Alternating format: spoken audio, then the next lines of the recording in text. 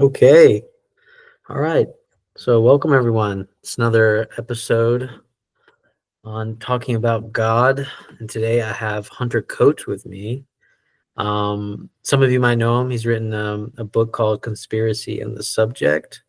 And Hunter, I also know that you're working on a PhD or you already have it. Oh no, I started a PhD though soon. Starting a Yeah. PhD.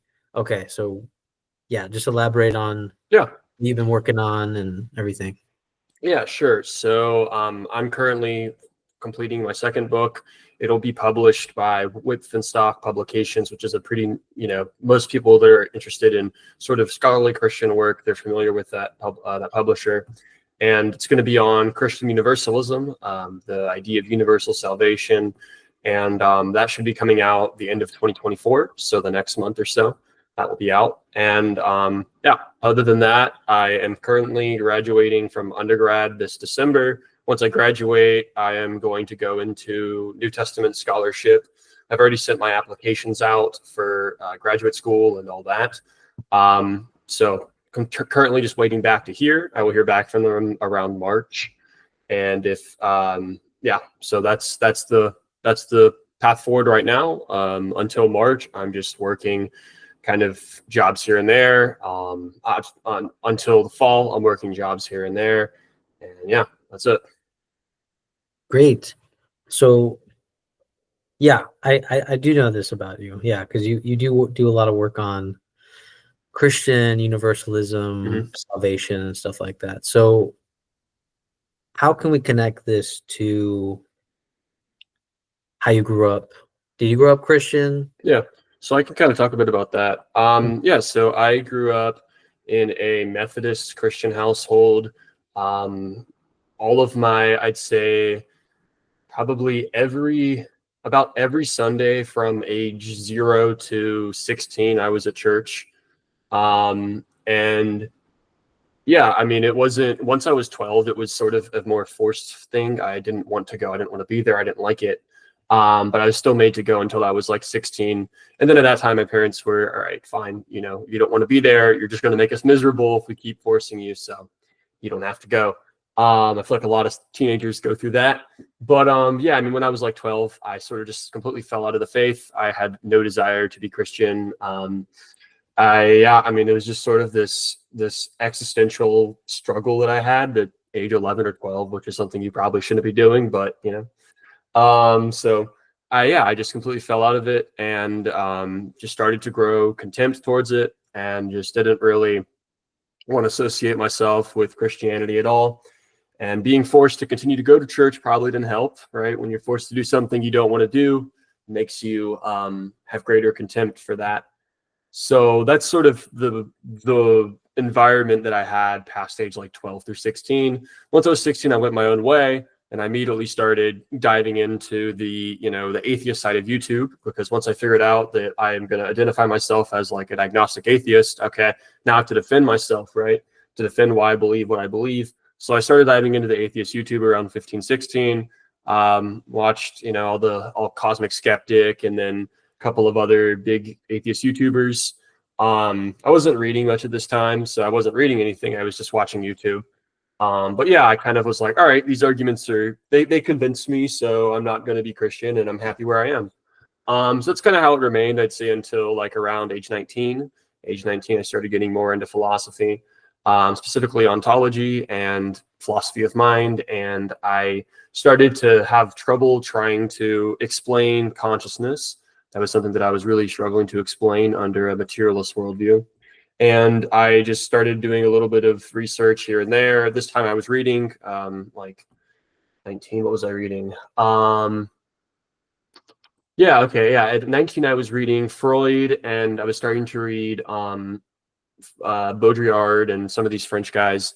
So I was starting to get really into philosophy. But at this point, I still didn't really have like a good grasp on philosophy, where I want to situate myself. Still kind of stuck in that like atheist YouTube scene. So I just started to read more and more. I kind of realized around maybe like late age 19 that, okay, materialism doesn't have an answer for consciousness. And so I'm going to have to adopt something other than materialism. So I started looking into like panpsychism and, dualism and all those different alternatives to materialism. And I was like, yeah, I'm probably something like that. I don't really want to clarify myself more. I know I'm not a materialist, whatever. That's definitely not true. But I was like, I don't know if I can get myself to the belief in like a personal God. Right. So there was a time I became a deist after that, where I was like, yeah, I get that, like, maybe we could say that there's some sort of supreme being that exists, but why would it want a personal relationship with me? Why would, why this and that? And I sort of existed on that scheme for another year or so. And this was in the portion of writing my book when I was that would have been how old would I have been? That would have been late 19, early 20. Yeah. So, because I started writing in September, published in March. Okay. So yeah, late 19, early 20, we're still in the schema here. So yeah, I was sort of considering myself like a deist, sort of moving in that direction. And when I was 20, around April or March, I was just, I had some sort of very powerful experience that I can't really explain. And that sort of made me be like, okay, I need to really take this religion thing more seriously. So I started to look more into the religions and Christianity, and looked into specifically Christianity and Islam and Hinduism. And Hinduism just didn't make sense to me. I just didn't really like it at all. Which is odd. I now have a more favorable view of Hinduism than I did back then. But yeah, so I didn't really like it. Islam, I didn't like it. It felt weird. It was very foreign. So I was like, okay, I guess Christianity's the move. And when I started to look more into the descriptions of mystical experiences had by people in the Bible, specifically St. Paul's experience in Acts, I started being like, oh, wow, like that has a lot of similarity with what I experienced. And so I was like, well, it would make the most sense that if I experienced something very similar to someone else who has experienced something, and that probably means that I should align myself with their views, right? So I was like, okay, maybe I had an experience similar to St. Paul, so I'll, kind of look more into that. And just within 2 months, I was sort of really diving deep into Christianity, and I was exploring the different traditions. I knew I was not going to go back to where I came, Methodism. I was just not, there was no desire for me to be in that environment. And so it was sort of like, okay, Catholicism or Eastern Orthodoxy. At that time, I didn't know there were I didn't know about Oriental Orthodoxy or Assyrian Church of the East or any of that, but I just knew there was Catholicism in Eastern Orthodoxy. And so I was like, well, I guess I'll look into both. And I started researching the history. And very quickly, I became very turned off from Catholicism. The historical claims that I was hearing from Catholics weren't lining up with what I was reading and just pure history. And so I was like, well, I want to have a historically defendable faith. I can't embrace something. I don't have the cognitive dissonance to like say that this is true when it didn't actually happen and I don't actually believe it. So I said, okay, I have to go with something that actually seems historically verifiable and that I also think is a good system position. So Orthodoxy was sort of the gradual turn. This is like June 2020, June 2023 at this point. Yeah, June 2023 at this point. And I go to my first Orthodox church and I love it. And, it's fully in Greek, but I still just liked being there. And I felt something. I was like, this is something really powerful I've never experienced before in a church. And so I wanted to keep going. So I started going more, eventually, did the catechism thing, became Orthodox. And yeah, still exploring the tradition today and learning something new every day. So. All right, that's interesting. Yeah. Because it's like, yeah, I mean, this idea of like a defensible faith, which I came from, like, I grew up Seventh-day Adventist. I have a friend like that. Yeah. He's now Yeah. Anglican. So.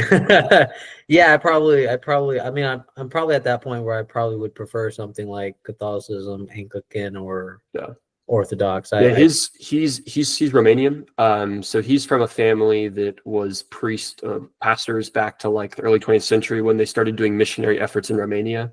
And so he grew up. His parents grew up on a Seventh-day Adventist compound in Romania. He moved to Canada, then he moved to America, lived near me.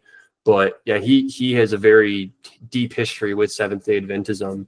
But yeah, he's fully became Anglican now. So yeah. Yeah, I mean that makes sense. I think like I don't understand like how deep Seventh-day Adventism runs in my mother's side of the family, but I feel like it runs deep because my grandmother had it. Yeah. They had to have gotten it somehow from Cuba because that's where they used to live. That's where they used to live. And then they had my mom in Puerto Rico. So yeah, I don't know to what extent, because like, Seventh-day Adventists, people kind of look at that as like a good old like American religion that kind of came after, so it's interesting because I'm like, my hunch is like, well, something happened in Cuba. I would like to know the history of that. Yeah, I don't know anything about that. It's really fascinating. Yeah. But yeah, I mean the proposition that you wager with, I can't believe in something that I cannot defend. It's really interesting because in some sense, like, how did your parents look at faith in terms of defense? Because I've had the experience where it seems like the people that kind of come to changing out of the familial heritage of religion, you kind of notice the part where your family members, specifically your parents, don't really have, at least this is my experience, they don't really have the articulation or the defense kind of methodology to even argue why, one, perhaps you should believe in God, or two, why it should be this specific sect of religion, or why this religion. It's just kind of something that they just done. Yeah, I'd say that my mom definitely falls in that category. My dad maybe less so. He's read John Wesley, who's the big Methodist. He started Methodism, right? So he's read John Wesley some, and he's read several Methodist thinkers. C.S. Lewis, he's read quite a bit of.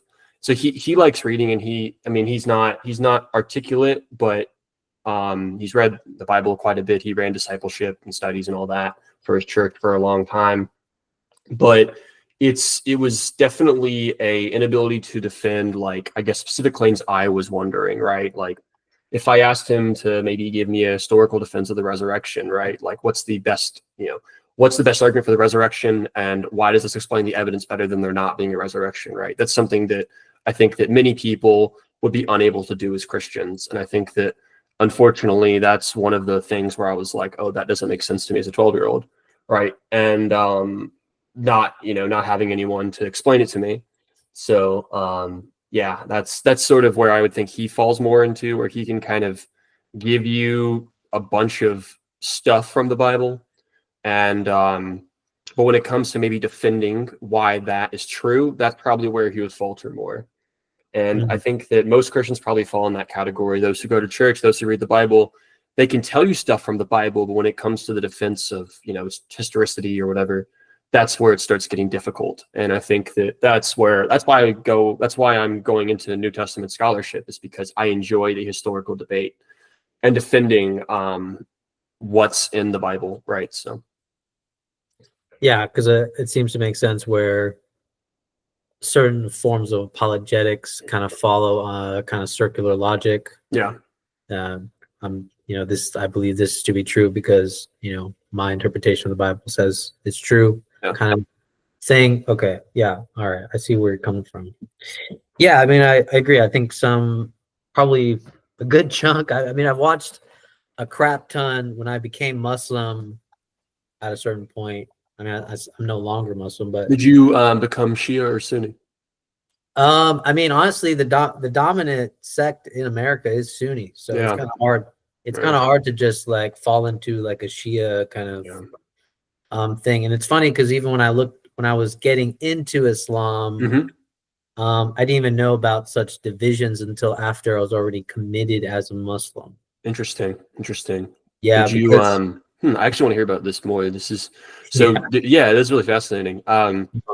Because I read the Quran now. The appendix of my book is mhm, actually an argument for Islamic universalism, and it's comparing the similarities between an Islamic universalism and a Christian universalism, and how one reasons from the Quran for universalism and how one reasons from the Bible for universalism. So mhm, I've been doing quite a bit of research in the past 6 months on the Quran and reading it, and specifically the Universalist tradition in Islam. But and I have some good Muslim friends, so but they're all Sunni, so I don't really know much about Shiism. Right, that's kind of my gap. Yeah. yeah. It's it's interesting because when I became Muslim, I attracted a lot of Muslim followers. Mm-hmm. I didn't know that there were some Shia followers, and they would Mm. be telling me about certain days of celebration. Yeah. Um, and I was like talking to, going back to, my, oh God, what's the name? I'm losing the name. Like version of preacher for Islam, basically. The Imam. Imam. Yeah. Yeah, the Imam. I would go to my Imam, and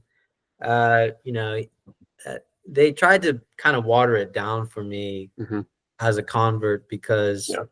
they didn't want to get me sucked up in the kind of divisions that Islam has. They're like, if somebody asks you what are you, just say you're Muslim. That's all that Mm-hmm. matters. But I on this topic of Quranic universalism, Mm-hmm. the Quran is the only religious text I have read all the way through. Hmm. And I was very impressed by it. But I did kind of I was very convinced by a kind of universalist salvation from an Islamic point of view. Mm-hmm. Um, I think it's like weird because in some ways I feel like on the Christian side, and you can elaborate because that's your expertise. I feel like on the Christian side, it's definitely a debate of hell. Mm-hmm. On the Islamic side, I imagine that would be too, but there's this kind of mode of lineage that I think is a kind of really convincing argument for me, which is the lineage of prophets, Mm-hmm. right? Like Quran sort of argues about how, according to Judgment Day, everybody will be judged according to the prophets that were there at the time, right? Mm-hmm. That was, kind of following that group. Um, the the thing that Muslims will debate is when we get to the last prophet, Prophet Muhammad, where Prophet Muhammad is supposed to be encompassing everybody else, Mm-hmm. and current and forward, Yeah. everybody else and forward, and that I feel like is a good argument for a kind of universal salvation, but it's the Islamic interpretation of just being like, um a certain fundamentalist kind of interpretation will just be like, no, if you're not a part of Islam, Mm-hmm. then it's not a kind of the salvation is not there. Yeah, yeah. Um, So, for me, I think one of the greatest Muslim universalists is Ibn Taymiyyah. He's the mm, 14th century proto-Salafi guy. Sunnis love him, but then when you bring up his universalism, all of a sudden it goes quiet, right? mm, But yeah, I think Ibn Taymiyyah has just powerful arguments. He reasons from the specific Arabic word abadan, which is used to denote eternality in in in in the Quran. So what he says is that it's used to denote both paradise and the fire, hell, right? So he mm, says, okay, this must mean because we see other verses where paradise is said to exist forever, but we never see that for the fire. We only see it used with abadan, which is a modifier which can mean unto forever, or it can also mean just for a very long time. So he goes, well, this must mean that hell will only exist for a very long time, but insofar that hell exists, it is inescapable. So what he kind of does is he's a universalist, and this is something that I sort of say that is the flaw of Islamic universalism, is that even the most heralded universalist in Islam himself says that nobody will get out of the fire if they're not already a believer until Judgment Day. So with Christianity, universalism is this idea that all people, can exit hell once they come to repentance, and that can become, and that can be at any point, right? Any point in their stay in hell, you can say. But for even Tamiya and his even Kiami as well, his student, the idea is that only at Judgment Day will everyone be brought out of the fire that is in fire. Only Muslims, the believers, can enter Jannah or heaven before Judgment Day. So I see that as sort of a very detrimental flaw of Islamic universalism, but I still think that the Quran does have a universalist message. But again, that's only that at Judgment Day, everyone will be brought out of the fire. There's another interesting thing about the Quran and universal, I guess not Quran, Hadith. The Hadith literature has a couple of good universalist points. There's two from Sahih al-Bukhari, right? Very famous Hadith scholar, the most famous probably. I think he is most famous in Sunni Islam at least. And he has two really big hadiths that talk about the last person to exit the fire. And that idea that there's a last person to exit the fire seems to teach universalism. I sort of engage with the scholarship if it does. My view is that I think that it's a bit vague, and that it either means the last monotheist and to leave the fire, or the last Muslim. I don't think it literally means the last person. But there's two companion reports from the companions of Muhammad that talk about that say that the fire will only exist until Allah wills it not to. And another one that says something like, I haven't looked at this in a while, it's something like the fire will only exist for a given period until the last man comes to crawl out of it, or something like that. So I think that there is good universalist points to point to in the tradition of Islam. But I do think that there is that really hard antinomy that even if you are a universalist as a Muslim, and my friend's a Muslim universalist, I've talked to him about it, you have to say that all the disbelievers will be in the fire until the end, and only then will Allah let them out of the fire. So it's not this, this thing in Christianity where it's like, because Jesus has redeemed human nature through his incarnation, and then through the descent into hell, the harrowing of hell, that all people can leave hell once they come to repentance and they're cleansed and they're made well again. In Islam, it's that only the believers can exit hell before the end of the time, the Aqab, the age. And before that, and after that, then everyone will. But in the Aqab, this age, it is only believers that are allowed to exit hell. So I think that there's a sort of weird antinomy in Islamic universalism. I've never seen anyone point this out before, so this is all my own work. But that's sort of what my appendix of my book is about, where I sort of tie together what I talked about in the book in Christianity and then compare it to Islamic universalism. Have you ever heard of Rumi's understanding of this? I've read a bit of Rumi. I haven't read a lot. So, yeah, I mean, the Rumi's is interesting, and it still kind of falls in line with what you've been talking about. But I still look to like Muhammad Iqbal for, he's definitely one of my favorites to look for Islamic things. But I'll touch on Rumi's first. Yeah. With William Chittick, he's like kind of the kind of grand guy that's interpreting Rumi. He interpreted an essay, or kind of a Rumi explaining hell for the first time, kind of openly. And Rumi kind of says something interesting where it's like, yeah, hell isn't forever for Rumi. But then there's this weird concealment where it's like hell can transform into heaven, but they don't get the pleasure of seeing God.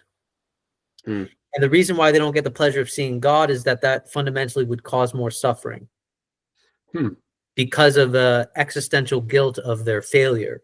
And so it's actually a kind of merciful position because of this concealment. So it's essentially Rumi kind of divides it where if you, I guess if you do it right, like you can get the opportunity and pleasure to, you know, bring yourself and have a vision of God. But then if there's a kind of failure in there, the mercy is there, and the hell will transform into heaven. You just won't be able to kind of see God. Hmm. And so it's a very interesting. So it's like a kind of, yeah, it's a kind of concealment, because, you know, again, the full confrontation of it would just be too brutal, and it would become hell again if they were allowed to see God. Now, Muhammad Iqbal kind of pushes back on the whole thing about heaven and hell in the sense of this metaphor of place, Mm-hmm. and how it is. And I think that's like, you know, because like I think for me sometimes the obfuscation, and I'm pretty sure you've encountered these arguments before. The Mm-hmm. obfuscation between heaven and hell becomes a preoccupation, can kind of become a egoic preoccupation Mm-hmm. versus the actual witnessing and love of God himself. Like even Saint Teresa says this, Mm-hmm. like, it doesn't matter what God gives me. I understand when I love God, I deserve hell. Mm-hmm. You know, so it's a very, like, yeah, I mean, I'll go forward if you have any thoughts. Yeah, that's actually really interesting. I probably should read up on Rumi. The only thing that I know about Rumi for hell is a poem where Rumi says, like, if I desire heaven for heaven's sake, send me to hell. If I desire heaven for the sake of my love for God, send me to heaven, or something like that. I was going to actually make that the end of my book, like in the end of the appendix, but I took it out because I just had too many poems already. So I was like, I don't need another one. But yeah, no, that's the only thing I know Rumi for in terms of heaven and hell. But yeah, I haven't read Muhammad. What's his name? Muhammad Iqbal, Okay. he wrote a book called The Reconstruction of Islam. Okay.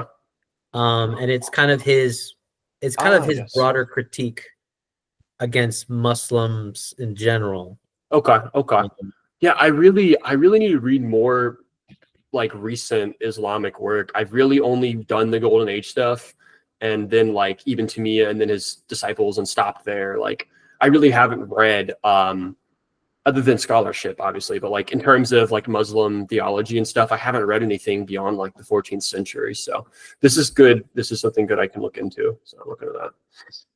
Yeah. I mean, like, he was like, I haven't done what you've done, right? Like go into like Ibn Taymiyyah and all them. I Mm-hmm. have gone into like Ibn Arabi. That would Mm-hmm. be like the oldest I've gone.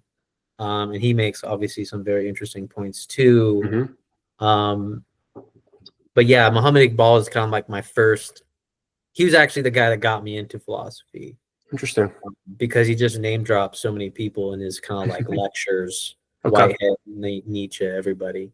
Wow. Um, Hmm. so yeah, so okay, so going from this, Mm-hmm. this idea of like universal salvation, what was the connection for you for universal salvation? And like, does that answer, like, does that kind of alleviate the denominational discrepancy, and even like the religious answer to like the religious question of like which religion is the correct religion in some Um, sense? I think in some sense, but I think that I think that in the most fundamental way, yes. But I think that in a finite way, no, because I do think that Christianity is the correct religion, that Jesus is the incarnation of God, and I think that those religions that came before this point to this as an event, and I think that they only serve the function of pointing to this, and I think that all the truth that is in them is then fulfilled in Christianity, and I think that that isn't to say mainline Christianity, the Western Christianities. I'm not a big fan, but I'd say that I can point to Eastern Fathers who I think manifest like a Buddhist or a Hinduist message, and I would say that shows that message is true. rather than just a very watered down version of Christianity, which I obviously don't think that's the fullness of the truth and of the divine. But yeah, I think that Christianity is the one true religion in the sense that all other religions point to it, as all other religions take part in the incarnation, but do not emphasize the incarnation as a fundamental part of the religion. So I think the incarnation is the focus for me, and that's why I have more of a perennial view, because I can say that the idea of incarnational gods in Hinduism, Shiva coming down to earth, whatever, that's a part of the truth, but it's not the fullness of the truth, because it's not the one God himself coming down to earth, living among us, and redeeming all of us through that. And the same thing goes with Islam, is that I think that there are a lot of really good truths to be found, especially in the Sufi tradition, the Sufi mystical tradition. But I think that everything that Islam is doing on its own that differs from Christianity is a rejection of Christianity and a rejection of the incarnation. And I even see there are some sorts of parallels and patterns that Islam tries to follow, especially the Shia tradition, with the idea of the 12ers, right? That's the 12 disciples. The idea of Fatima, that's Mary, obviously, in the Christian tradition. The idea of the hidden imam. the hidden imam, the hidden Machaib, the one hiding in Iraq for 10,000 years, and he's going to come out and the Judgment Day and all that. That's sort of the idea of the second coming of Christ, but put down in our world. It's sort of a desacralization of the second coming. It brings it into our world rather than allowing that to remain a mystery in God. And so these are things that are moving away from Christianity and taking maybe the archetypal patterns of Christianity, but twisting them and inverting them and changing them. And I think that's where I think that the truths that Islam propagates are furthest from Christianity. So when it takes a pattern from Christianity and twists it. So that's sort of, yeah. Maybe you could say Ali too. Ali is sometimes portrayed as this like second principle in Shia Islam, where Ali was like, there are genuinely some Shia imams that will say that Ali was pre-existing his time on earth. And that's obviously, in my view, just an inversion and a repatriation of Christ, pre-existing his time on earth. So I think that when it comes to all those different religions, they have those truths. And I think that when they separate, that's when I pull myself away. But when it comes to interdenominational stuff, yeah, I mean, I'd say the same thing. I think that people that are probably confessing Christ, whether they're, maybe they're not taking the sacraments, maybe they're not venerating icons, but I think that they will still be better off when they die compared to someone that is not doing that. I think that if it's not faith alone, but if all you have is faith, it's better than not having faith. So I think that those people, even if they're not doing everything that I think we've been called to do by Christ and his church, they will still be better off. And I think that their time of correction will be much shorter, all else equal, right? Okay. Yeah, I mean, it's interesting when you say like if the other religions like point to Christianity, because I believe that it was because I was very interested into perennialism. Mm-hmm. I think it was Schuon. Yeah, I haven't read Schuon. I've read Evola and Guinan. So Schuon made a very interesting point that Christianity is the only religion that is openly esoteric. Yeah, that's Guinan's point. Yeah. It's only openly esoteric. The other religions they have this concealed version of esoteric inside them. They have to kind of like work through past. And and that's the part where, it's interesting because it's like, one of my favorite poems from Rumi is just like, he talks about like the caravan of love. Mm-hmm. And he's like, from, Christianity, Islam, his heart goes wherever the caravan goes. And like all religions are, there's basically an insinuation, like all the religions are the same, but it's on the principle of this idea of love. And it's interesting because there's a like Christianity is definitely known to be like this openly religion of love, Yeah. basically, No. right? It's an interesting comparison to make in that sense. I think Sufism is also. I have a lot of respect for Sufis, and I think a lot of them are in their practice latent Christians. I definitely think some of the great Sufi thinkers are practically Christians, just in the way that they worship. And I mean, they literally have saints, and they recognize some Christian saints as Sufi saints, which is pretty funny. So yeah, I think that a lot of Sufis are perhaps latent Christians, and that So Yeah. Okay. So let's okay. So this idea of universalism, mhm. if someone is a part of a different religion or not a part of not a part of religion, Mhm. um, people can still be saved. Is that the claim? Yeah, everyone will eventually be saved. Not immediately, but eventually. Not immediately. Okay. Okay. Everyone will be saved. And I know Bentley Hart has been a big influence on your Yeah, thinking for this. definitely. Yeah, I mean, he was the one that brought me to Orthodoxy. And it was one of the first when I was reading Catholic Orthodox thinkers. I picked up a book from him, and when I tell people the book that I read from him, they're like, "You were able to understand that?" And it's like, well, I mean, I've read Hegel and Kant and Heidegger, so it's like this continental prose. It's not really hard for me. But some people really struggle with heart, and so when I usually talk about my journey to Orthodoxy, I say like, don't think that you have to follow my journey. I have a very different journey than a lot of people that are converting because they haven't been exposed to this high dense literature, right? But I've already read these stuff that he's engaging with, and so I can understand and comprehend it. But yeah, Hart was one of the main ones where I was like, oh, this guy's Orthodox. That's really cool. I'm going to be Orthodox because like that makes sense to me. Like that's a Christianity that I can sign on, right? And of course, you find out that that's not what all Orthodox people are like, unfortunately. But more are seem to be heading in that direction, so that's good. Okay.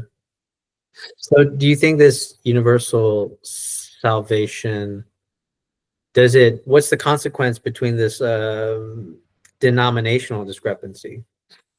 I'm not sure. I would just say that I think that the Orthodox Church is the church. I think that has the fullness of the truth, and I think that every other church, to the extent that it is true, is participating in the Orthodox Church's exposition of grace.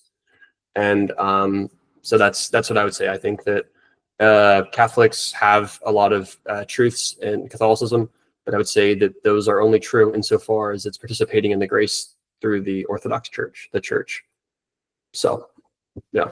Okay.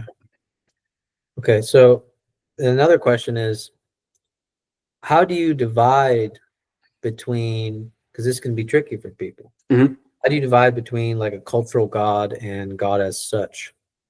A cultural God. What do you mean by that more? So like, for example, like even atheists, I would say, have a kind of understanding of like a cultural God.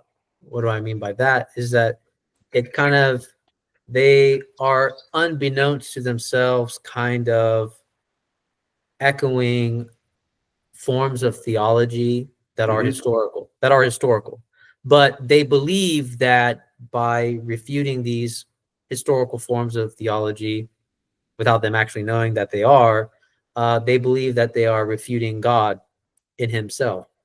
And the same thing with certain Christian apologetics, or just really any theological apologetics, especially if you just kind of just grew up into a family that's Christian. You wouldn't know that it's a kind of like historical form of theology, and it kind of has its sort of open-endedness to it, or kind of, there's kind of murky waters there that people don't know about. So yeah, that's kind of what I'm pointing at right there, between cultural God and God as such. Okay, that makes sense. Yeah, I think that a lot of people kind of have the idea of God as a big guy in the sky, a sky wizard, sky daddy, whatever the term you want to use. And I mean, that was the sort of view that I think that most atheists genuinely believe that Christians think this. Like, I think that if you talk to an atheist on the street, not an academic, but a random atheist on the street, They will, if you ask them, what does a Christian think God is? They will say, God is a big being in the sky that watches over us. I think that's what they believe. So that's what I believed is when I was, through my teenage years. And so I think that idea is just a very pernicious idea, and I think that it developed from the deist traditions in the 19th and 18th centuries, right? I think that deism developed after the Enlightenment as sort of a moving away from mysticism, and infected all of the West. And I think that even many Christians who they would write books against deism, but then turns out they would adopt deism in doing so. I mean, basically, if you're living in an environment where you're responding to something, chances are you're going to take some aspects unconsciously of that system you're responding to. See this in many examples of theology. But I think that they unknowingly took a lot of deism that they didn't know they were taking, and I think that it shaped a lot of, especially Protestant evangelical religions, that sort of appeared around the 1750s onwards. And I think that because of that, a lot of people today have inherited that. I think that when even a lot of Christians, they don't really think about who God is, or what is prayer, what is what are these activities, and it's just sort of all boiled down to God's a guy that watches over us. Right? And so I think that's the sort of the cultural understanding of God, and I think that I think deism played a fundamental part in making that a reality. But I think that when we turn back, there's this sort of classical understanding of God, and this is a more perennial understanding.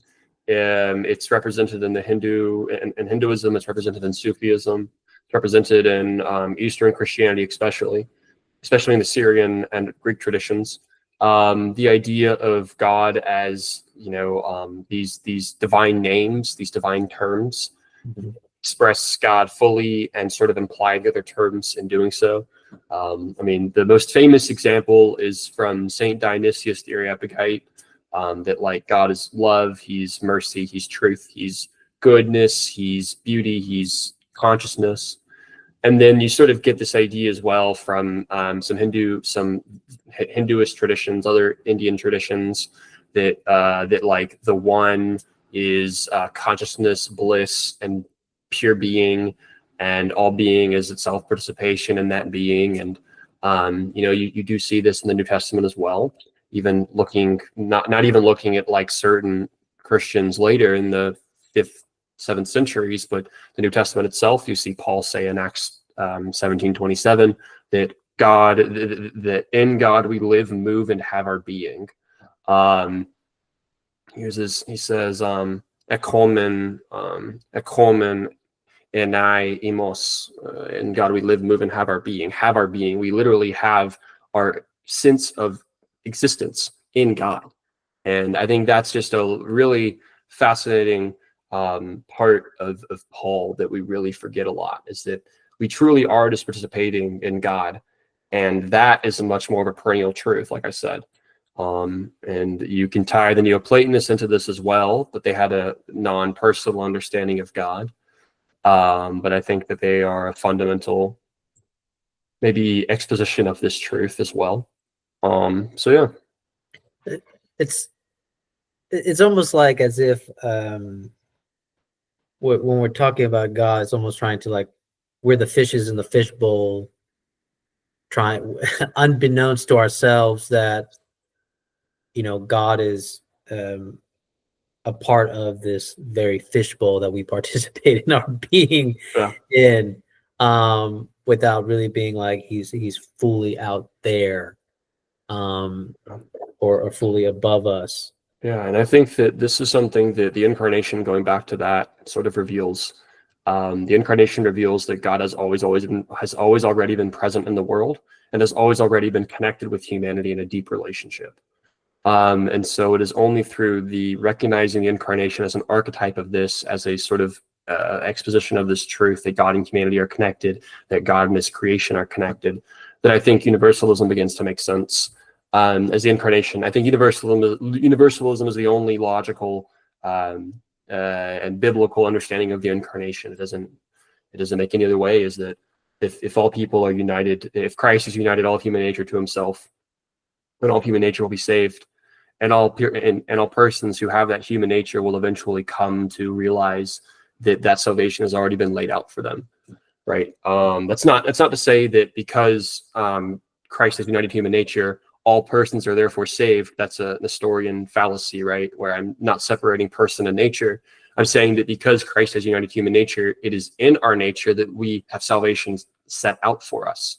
So as individual persons, we then work towards that salvation that is in our nature, right? It's a very, very important distinction. Yeah.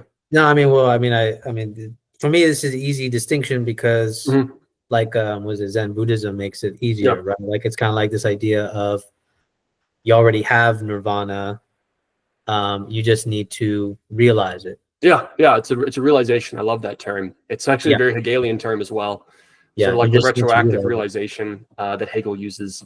And I think that you see this term a lot in sort of like Platonist writings, where like there's like this realization of something that has already been present and that it must be recognized by the subject or the person, or so. Yeah, and then like I like the mystics kind of like point of view where really it's the cultivation of self-forgetting that you can realize Christ is in you, and so on and so on. There's a presence there that has always been there. I would say that it's the self-forgetting if we're talking about like the empirical ego or the empirical self, right? Like the I of personality. But it's not the I of the transcendental, like the transcendental ego, because that the transcendental ego, in my understanding, this is obviously not Kant's, but in my understanding, the transcendental ego is the universal soul that all participate in. It's that universal soul of creation that all beings participate in. And I think this can maybe even be understood why Kant didn't take this idea, why he had to individualize the transcendental ego in every single person as their own ego, is that I think that deism strikes again, where it's really hard to imagine that there is this universal soul because God is so distant from the world. So you have to say that rather than this transcendental ego in the proper Neoplatonist understanding, Eastern Christian understanding, being the totality of the universal soul, the world soul, where all beings participate in that and have their movement and being in that, and have their life force in that, and have everything in that. You have to individualize it. You have to say that each person has their own transcendental ego. That's exactly what Kant does. And I think that that's another problem comes from deism. So I would say that we are participating in this universal soul. And I really love the language of the Orthodox theologian, Father Sergei Bulgakov, who was a Russian, and he wrote at the start of the 20th century. And he uses the language of created Sophia, created wisdom. So he says that all people are in this ontological connection of created Sophia. And this created Sophia is itself an image of the Sophia, which the Sophia is just the Trinity itself. So the Sophia is the Trinity itself, the sort of completed image of the Trinity, as it's like God and his like self-revelation. The common visual analogy is light, right? We see light false in Scripture as the analogy of God's self-revelation to creation. So we would say that the created Sophia is the image of God's self-revelation, and this created Sophia is that union of all souls that exist, and that's that universal soul, and that we exist in that created Sophia, and that created Sophia will eventually be brought back into the Sophia itself. And when it's brought back into the Sophia itself, that's the universal reconciliation of all people, because all created things, when they're united to the one Sophia, to the one wisdom, there will be no more division. There will be no more what's the word? I'm trying to think of I guess I could say macrothumia is Paul's word for long suffering. There will be no more long suffering. There will be no more strife. everything will be connected and ontologized as one. This is kind of the sentiment of like everything returns to God kind of thing. Yeah. Everything returns to God. So I'm gonna shift a little bit because I've definitely have been wanting to talk to you about some of these things. Mm-hmm. I think it was a while ago you've mentioned I think some of your, I don't know, I wouldn't say beef, but some of your criticism with Hegel. Mm-hmm. Right? You still have those criticisms? It depends. I've recently read Schelling, so I have some new ones. Okay. Like new criticisms? Yeah. Okay. Because I'm actually really interested in this debate. Because there seems to be a kind of dialectical, like the reason why I bring up Hegel is because Zizek is becoming popular with his Christian atheism. Mm-hmm. And I am very curious about your take and understanding of this. Where kind of Zizek is kind of saying, the spirit is the community, which I'm not like opposed to that. Yeah. But also in Zizek, there seems to be no, what you probably would say, like resurrection or salvation involved in that process. Yeah. So I think that what Zizek does is he doesn't take the full Hegelian truth. I would say he says that spirit is only community, but spirit is both community and it's the Holy Spirit. It's sort of that both and. So I think Zizek sort of negates the Holy Spirit as this like transcendental, the transcendental part of God, and he says that it's only the community, just the community of believers, like Hegel does. And I think that's where he goes wrong.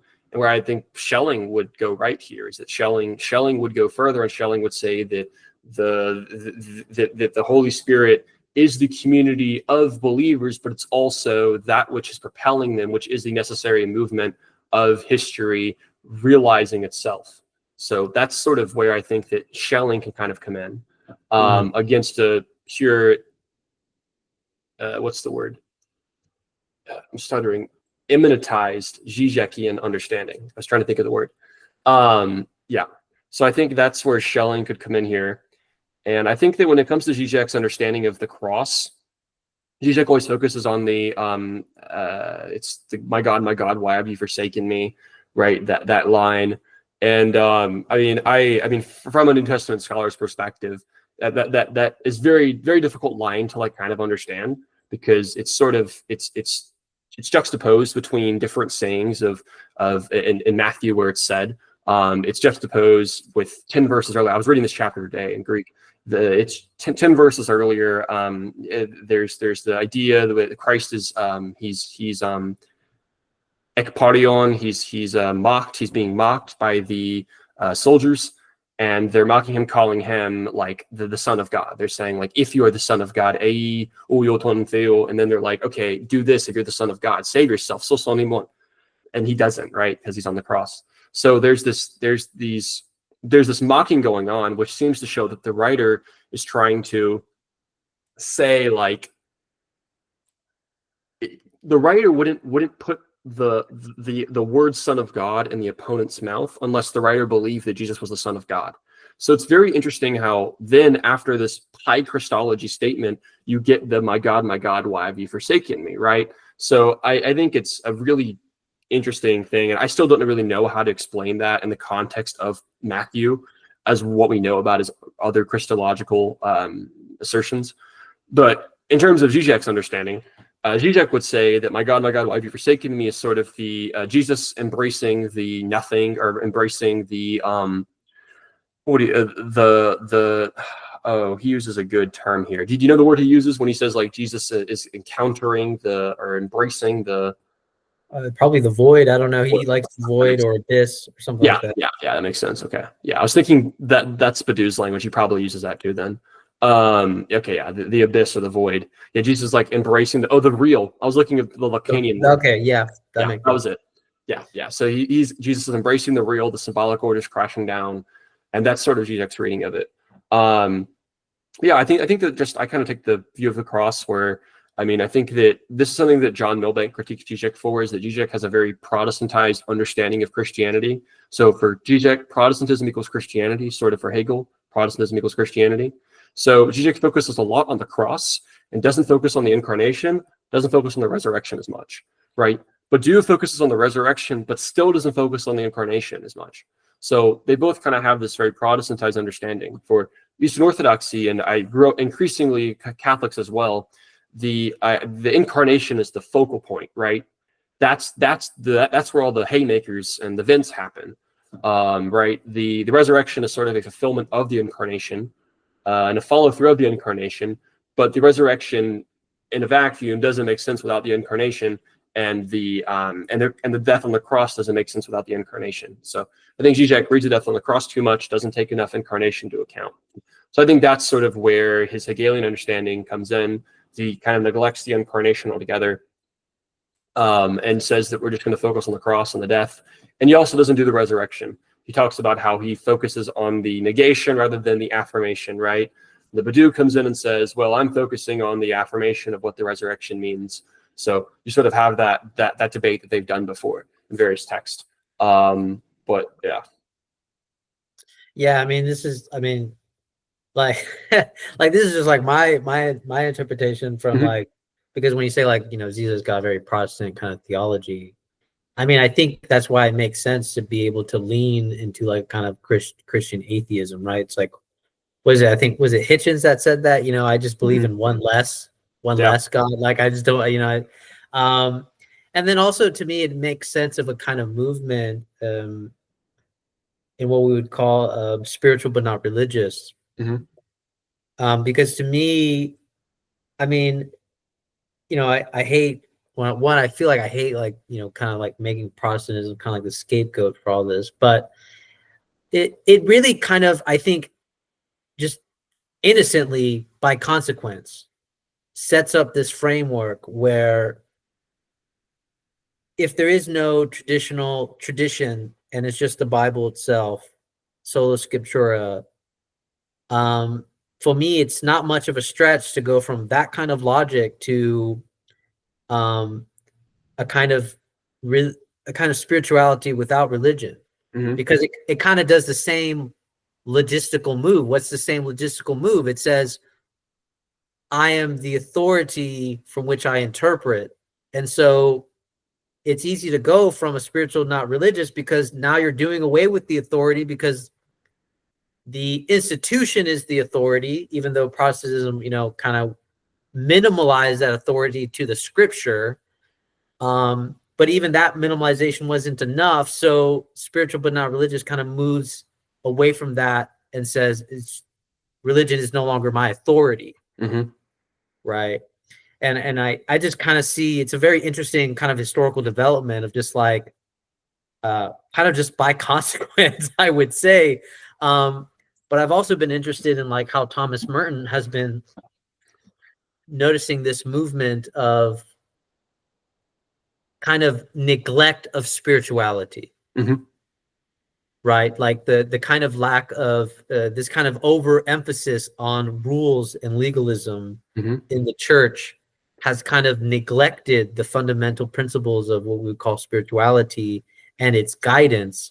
And I actually do believe that something like a Christian atheism, or even like a spiritual but not religious kind of movement, is actually simply a byproduct of a historical failing of an overemphasis of legalism. I mean, I would say that I remember Hart had a whole essay on this, but I mean, just in one way to sum it up, it's just that nihilism is a product of Christianity. It's just a product. There's no other way to put it. Nihilism is a product of Christianity and the way it has historically unfolded in the West. So that's, I think that I certainly agree with that. I think Christian atheism is just the sort of logical deduction of Protestantism, and Hegel himself talks about this sort of idea in Philosophy of Right. I actually have an essay coming out with the journal on Hegel's view of religion's role in the state.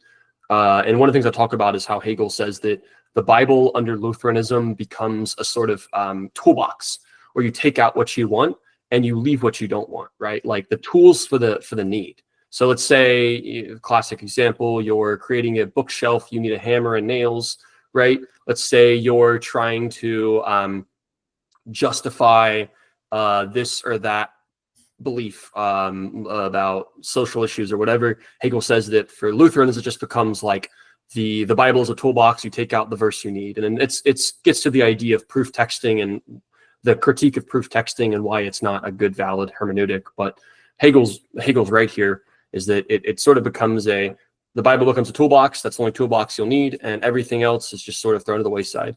Now, I think that there are Lutherans that are confessional Lutherans. There are Anglicans that are high church Anglicans, Anglo-Catholics, and I have high respect for those people, and I always will. Even some Presbyterians, but the majority of Protestantism, especially the Protestantism that is most popular today, which is Pentecostalism and the sort of charismatic movements around that, these are sort of a step away from Christian atheism. I certainly agree with that. Oh, wow, interesting. Yeah, Pentecostalism. Yeah, I was actually going to bring that up, so I'm glad you brought it up. Mm-hmm. Oh man, yeah. So okay, so can you? Because I feel like this is I did read some of the book between Milton, is that his name? Mm-hmm. Milbank, yeah. Yeah, and Milbanks and Zizek, and I feel like so much hinges on this discrepancy, actually. Mm-hmm. Because I know that Milbank was saying, well, we're sort of forgetting the whole point of paradox. Mm-hmm. He seems to be on the side of paradox and then on the side, not on the side of dialectics. Yeah. He thinks that he likes Schelling because of this. He thinks Schelling embraces paradoxes much more than Hegel. So he's a big Schellingian guy. He loves Schelling's late philosophy of revelation, ages of the world, that whole jive. Because he thinks that Hegel tries and overcomes contradiction when Schelling lets it persist, right? And so, yeah. So okay, so let's.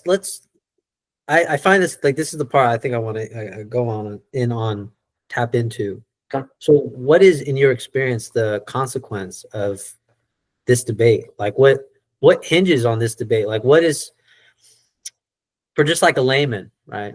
What is important about this discrepancy between dialectics and paradox? Like, what's the importance of keeping the antagonism or the ever persistent antagonism? Because actually, I think, was it Martin Buber's one of my favorites, and he critiqued Hegel for something very similar, which he was like, he kind of said something of just like, there is no reconciliation of the antagonism. That was his whole thing. It's like the antagonism always persists. Yeah. And I do know that he has certain interpretations of Hegel that, like, I know that are like kind of generally historical interpretations of Hegel. I think he just kind of thought that was his, the only interpretation of Hegel. Yeah. I think that might have been the mistake that he kind of had the impression of, just because of time period that he was in. Yeah. Because I've definitely heard of other interpretations of Hegel that I'm like, okay, that's not as bad. Yeah. But yeah. Yeah, I guess for paradox versus contradiction, I mean, I guess I would say that, I guess it's not really like an either or. I think that it's sort of, again, a both and, where you take paradoxes in some situations, you take contradictions in others. But I think that trying to resolve the contradiction, I think that's when you just posit another term and then it just creates another paradox. And Milbank talked a little bit about this and how, like, if you take Hegel's dialectic to the extreme, you just kind of fall into like an infinite regress. And some people have worked out this more before, and like analytic philosophy critiques of Hegel is that, like, you kind of fall into like sort of an infinite regress if you keep trying to like not synthesize, sublate everything, right? It just keeps getting sublated because there's more elements in the multiplicity of being that you haven't sublated yet. And I mean, I think that what Hegel tries to do, and he does this, I think, in a way that Schelling doesn't entirely do this, but I see that Schelling borrows a lot from Hegel in this, is that Hegel creates the true infinite. So the true infinite is just the totality of contradictions in the world. And that's the true infinite because it's the negation, because the finite is a negation of it, right? Rather than like it standing outside the finite, the finite is itself just the true infinite, all the finite together. So I think that what Hegel does with that is sort of immanentize the idea of infinity and immanentize the idea of paradox, where there's no longer the just he talks about this in Phenomenology of Spirit even, where there's like different things in the world, and those things are the things they are because they're not the things around it, and they're not a different identity, right? The whole idea of determinate negation. But what Hegel says is that the world itself is an identity. He posits the world as an identity, and he says that's the true infinite. So it's the totality of all existing things and contradicting themselves in their finiteness, but through that contradiction, they unite in their through the finiteness. So the contradiction creates a union at the same time. But yeah, I think that the idea of paradox here, I would say that in some sense you always have to have a union in the end. I think that eventually it all kind of boils down to a union. I mean, that's the whole idea of participation in God. God is like the ultimate union, right? But even God has multiplicity in himself. So there's a Trinitarian argument you can make where God's multiplicity in himself explains the multiplicity in this world. The world is a mirror of God that makes sense of multiplicity in this world rather than a pure union of this world. So this explains the idea of ontological multiplicity within Trinitarianism. That's a different thing altogether, though. But yeah, I don't know. I guess I'm just trying to think about a few things. I don't know. I'm kind of sifting through some things here, but it's not something I've really thought about a ton. About like the difference between multiplicity and contradiction, the difference between contradiction and paradox, and which one we should prefer. So, yeah, I mean, because I know I've heard the other debates about like analogia, analogy. yeah, I guess, versus dialect. The Hegelian dialectic, mm-hmm. and what's kind of at stake with that kind of whole argument with against Hegel. But I mean, like, I agree. I mean, I found that Hegelianism kind of does have a kind of infinite regress of sublation. But then I also noticed, like, when I was reading through the book with Milbank and Zizek, is that it gets really weird for me when like I hear kind of Hegelian arguments, because they kind of have to like pick a historical importance. Mm-hmm. And like, to me, that's like the biggest flaw because it's like it go like Zizek just goes like, yeah, well, like Luther made this point, and I'm just like, yeah, but there doesn't seem to give like any rhyme or reason why it should be Luther as the conductor of history. Yeah.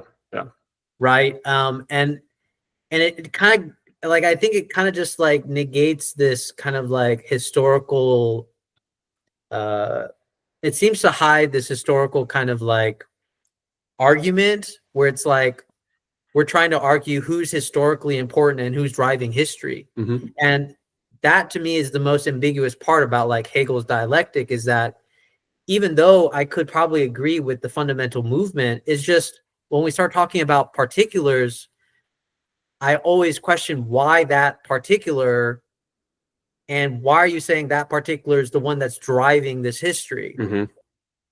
Right. And Zizek does that. He kind of just says like, oh, Protestantism is the product of history. And, versus like, it's not open-ended, right? It's not like a open-ended kind of like discrepancy between, as if like Catholicism and Eastern Orthodoxy or Orthodoxy in general stop their own history. Yeah. Right. Like that's the part that I'm trying to make, is like their history doesn't stop because of Protestantism. Yeah. I mean, Hegel does this throughout his lectures on world history, right? Hegel will say that history started in Asia And then he's like, well, then it actually moved to India. And it's like, well, did China just cease to exist?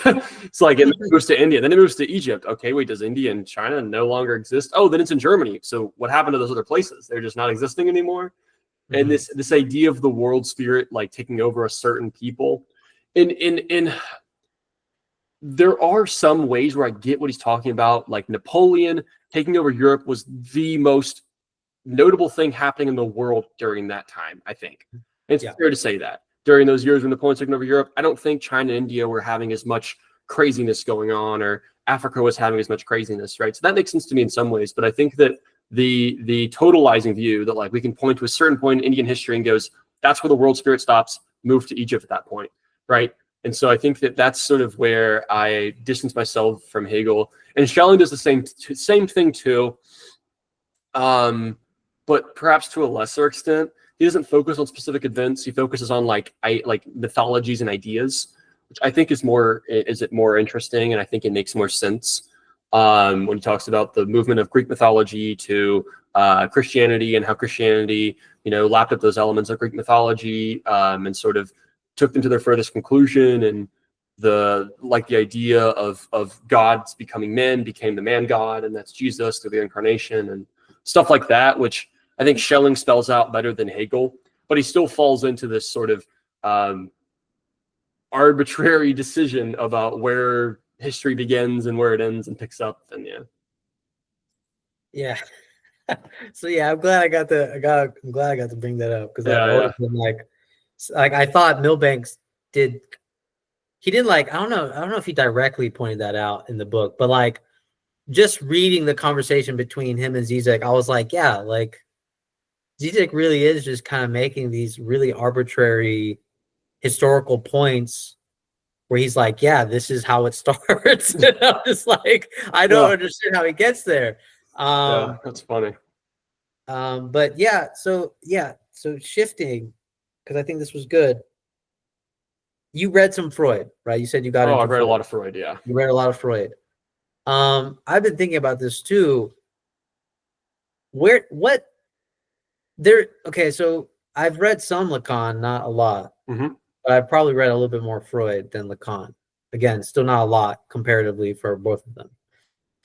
But I do get this sense, and I'll be curious what your idea is. I do think that depending on the way religion is approached, it is pathological. Like, I think Freud's critique of religion is right in a very contextual sense. Like, it can be pathological if you think there's a sky daddy in the air, right? If it's not, then Freud's critique kind of falls away. Curious. So I think what Freud says is that religion is created on on a neurotic fixation, right? He says that it's a neurotic fixation. It's the sort of passing through the Oedipus complex, and it's sort of like the projection of the father on a transcendent, right? And then that creates the transcendent father, that you follow their moral laws. And so, again, Freud, living in Germany, living at this time where you're in this Lutheran Protestant milieu, his understanding of religion is very based on like legalism. That's why he always talks about how it's like the father setting down laws and commands, right? There's no mysticism for Freud in religion. There's none. It's all, and even growing up Jewish, he still was in a, I think Freud did read the Kabbalah. There are indications scholars have talked about where Freud seems to have Kabbalah knowledge. But if he did, it didn't make its way in those writings about the future of the illusion, right? Where it seems that he's just talking about how religion is just creating laws, and you just like those laws because you're neurotic, right? I think what Lacan does is more interesting here. Lacan, in his later seminars, takes the idea of other jouissance, something that Freud doesn't deal with. Freud never talks about the mystical experiences of religions. He calls religion an oceanic feeling, that's sort of his catch-all term for, he uses that in Civilization Discontents. He says that's sort of the catch-all term for mysticism. Lacan takes it much more seriously, though. Lacan, being from a Catholic background, being read in so many different Catholic figures, Saint Teresa, just Saint John the Cross, the Eastern Fathers. He even names a couple of Eastern Fathers at times. And of course, his brother was a monk himself, I believe, Dominican monk in Paris. So Lacan's very, very associated with Christianity more, and he's able to understand it not as just like a law-giving religion. He actually sees Judaism as a law-giving religion. He says Judaism is the law-giving religion before where God is unknown. Only Christianity allows for the freedom to come in, where Christianity allows for one to build a relationship with God, because God is not this transcendent beyond, but God is truly with us on this world, and that's emphasized in the incarnation of Jesus. Lacan talks about that some. So Lacan is a much more fruitful, intelligent, well-read understanding of religion compared to Freud. Which, that may be Freud's own problem. That could just be because he grew up at a time where that was just the understanding of religion. But I think Lacan is great. There's some good books recently on Lacan's understanding of religion. Man, I haven't written about this stuff in like 8 months. But Richard Boothby has a book. Okay. He has a good book on Lacan's understanding of religion and how Lacan understood it. It's sort of looking at Lacan's view of Christianity, Judaism, and other religions as well, because there are times where Lacan talks about Islam very briefly, and Hinduism and Buddhism. Expectedly, those are not the most informed compared to his Christianity, which is still, Lacan views Christianity to be equal to Catholicism. So when he talks about Christianity, he's usually talking about Catholicism. Mm-hmm. But yeah, I think Lacan is a good source to read about psychoanalytic understanding of religion. I think his idea of other jouissance in his seminar 24 or 23, one of the two, I think that's really good. So, yeah.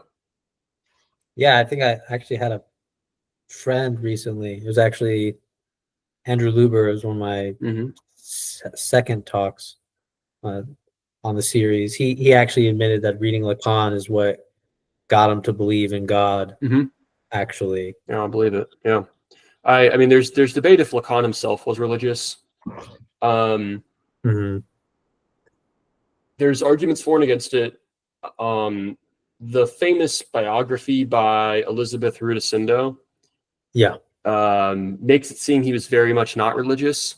There's a very recent book published in 2022, which is a biography refuting her. It's literally like in the title, it's like a response to her. It's a 600-page biography of Lacan, and it's meant to be a refutation of her very biased understanding of Lacan, trying to make him be this leftist figure, this very down with the people Marxist guy, when Lacan was not. He was a constitutional monarchist. He was right-leaning in his social views, and his economics probably were center-left. He's French, so I'd assume so.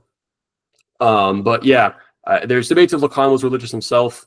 I really don't know. I think it's just sort of a huge question. I mean, his brother said that he believed Lacan was religious till the day he died. Wow. Yeah. Okay. His brother had an interview with a journalist in the early 90s. And his brother said that my brother was religious till the day he died. He had to hide it to succeed in French academia, because French academia was so secular. And Lacan knew that he couldn't, succeed if he didn't hide his views. So that's what his brother said. And his brother was very close with him. But that could just be, the hope of a brother who was a monk, right? So he's obviously wanting his brother to be religious. And so there could be a motivated reasoning there. But that is a very close source to Lacan, saying he was religious. And the way he talks about some of the people he engages with, John the Cross and Saint Teresa of Avila, I mean, it sounds like you're reading someone who's religious, but then he'll throw something in like, but God is only in the symbolic order or something like that. And then you get back to this constructivist idea. But it's a huge antinomy in Lacan's work, and I want to eventually do more research into it because I think it's fascinating. And Lacan's a very fascinating figure, and his relationship to Christianity is very fascinating. But yeah, yeah. I mean, I never thought about it that way, because it's symbolic. God is in the symbolic. It's interesting because there's a sense in which I've been reading, Saint Teresa of Avila, and Mm-hmm. I've been reading like a more modern mystic like Thomas Merton, Mm-hmm. and you start to get a sense that whatever God is, it's not a concept, Mm-hmm. right? So I feel like there's one reading, I'm just going off the cuff, where if Lacan is saying, God is in the symbolic, it's almost kind of like an indirect way of saying like God is not a concept. Yeah. Yeah. Right. But when we speak about God, when we talk about God, um, we're always kind of referring to a concept. And so there's a sense in which you can almost do like these very obscure moves where it's like there is no God because God is not a concept. Mm-hmm. But in this kind of abyssal, and like Master Eckhart is really good at talking Mm-hmm. about God in this Yep. sense, right? And I think like Lacan would probably maybe there could be an argument, I would say, that Lacan is probably close to kind of Master Eckhart kind of Yeah. logic, where it's like you can't. I am. What's that plea from Master Eckhart? Right, like free myself of God. I pray to God to free myself of God, Mm-hmm. kind of thing. That's a really kind of breaking yourself away from the concept of God, because that's fundamentally what we're attached to. Is a concept of God, not God as such. Yeah. And what does it mean to have a relationship with God as such versus the concept? Yeah. And I think that's why I kind of concluded like, well, I actually think a lot of psychoanalysis makes great accusations on the pathological neurotic Mm-hmm. fixation on God as a concept. And then kind of with that kind of revealing, it can kind of break open Mm-hmm. what does it mean to have a relationship with God as such. And I mean, I think mysticism in general, I mean, even like reading Sufis and Saint Teresa of Avila, like just breaking away from the concept of God as such is probably, it's part of the whole process. Yeah. Yeah. Yeah. And that's kind of what's missing, I would say. Yeah. Mm-hmm. That makes sense. Yeah. I think that's where psychoanalysis can definitely help. Yeah. Yeah. Dang. Yeah. Now I'm trying to research more on Lacan. You got me back in this rabbit hole. I fell down this rabbit hole like a year and a half. And yeah, it's all coming back to me now. Dang. Yeah. I was really fascinated by Lacan's biography. He's a fascinating figure. I mean, just a very silly, eccentric guy. So but you've read the one by Rudy Rudinesco. yeah, yeah. I thought it was fine, but I guess I didn't really notice much with religion, but I noticed with politics. She did not talk a lot about his politics, and when she did, it was always couched in like explanations for why Lacan didn't do this or support this or whatever. Because she didn't want to come to terms with Lacan being a right-leaning constitutional monarchist, right? So, Okay. So, like one final question for ending. So this is it kind of made me jump from Lacan to this because you talked about he wasn't a communist. No. I recently like discovered like Dorothy Day, and she started off as a communist, and then she like negated that Mm-hmm. and was like, "Oh, Christianity failed because we don't even like really need communism in the Christian sense because Christianity had this logic." Yep. So I'm actually curious, what's your do you have a position of communism, or do you think Christianity kind of already satisfies a kind of communal position? Yeah. I mean, I call myself a Christian socialist, but I would not call myself a communist. I think that I think that communism implies the idea that you're trying to phase out the state. I feel like the state is necessary. I think the state is good. And I think that a socialism without the state becomes just anarchic chaos. And so I would say that socialism with the state, and by socialism, I also don't really mean workers owning the means of production. I more so mean like workers having a say in the means of production, but not themselves owning it. I think that there are very real categories of people, and I think that some people are made to not lead. Some people are made to follow and work, and that's a more Aristotelian, I guess, understanding. In that, I think that yeah, I mean, you have to have a society that's structured where people who are meant to own things, and I think that a lot of people kind of fall in between. And so a lot of people should have equity in the company that they work at, and they should be able to, have far greater rights and responsibilities in producing and servicing and, and the means of production. But I wouldn't call myself a communist, and it's hard to place me on the political spectrum because of my right-leaning social views, cultural views. So I don't know, I may be a social democrat, but more right-wing socially. Yeah. Okay. Yeah. All right. Well, I'll start tying it up. Mhm. I think this is a good, like, roughly hour 30. We got would be like 5 minutes left, but I think it's good. I think it's a good stop here. Well, thanks for coming, Hunter. And thanks, guys. Thanks for watching. Hopefully, like, you'll see how much goes on into this discussion of God and everything. But all right, guys, take care. Yeah, thank you guys. And